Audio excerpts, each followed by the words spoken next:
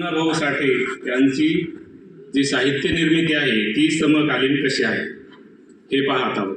अण्णाभाऊंच्या साहित्यामध्ये आपणाला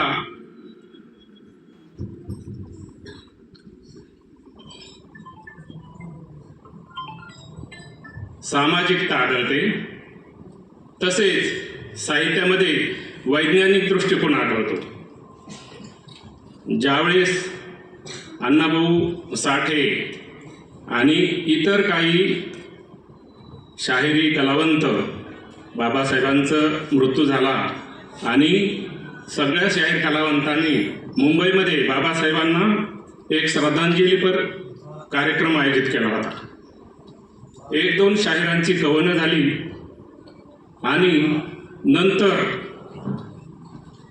सोनवणे शाहिरांनी हाक मारली, अहो अण्णाभाऊ, तुम्ही काही कवने वगैरे गाणार आहात का? अण्णाभाऊ साठे आधीच बाबासाहेब गेल्याने व्यथित झाले होते आणि त्यांना काही सुचेना, परंतु त्यांनी लगेच आपल्या कानाला अडकवलेली रिफिल काढली आणि कागद घेतलं आणि निवेदकाला विनंती केली की तत्पूर्वी एक जणाचं मनोगत होऊ द्या.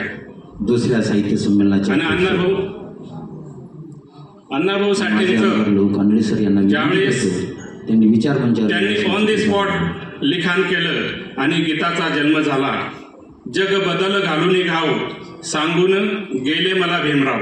तर अशा पद्धतीने अण्णाभाऊच्या साहित्यामध्ये आंबेडकरवाद आढळतो, वैज्ञानिक दृष्टिकोन आढळतो आणि या आंबेडकरवाद वैज्ञानिक दृष्टिकोन याची परंपरा चालवणारे लेखक त्यांचं साहित्य याची आपण उहापोह करत आहोत.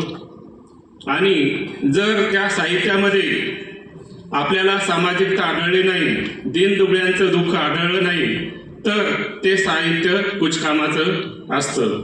तर ही प्रासंगिकता लक्षात घेऊन आपण त्यावर विचारमंथन करत आहोत आणि त्या कालाची समकालीनता जपणार आहोत. एवढे बोलून मी माझे प्रस्ताव संपवतो.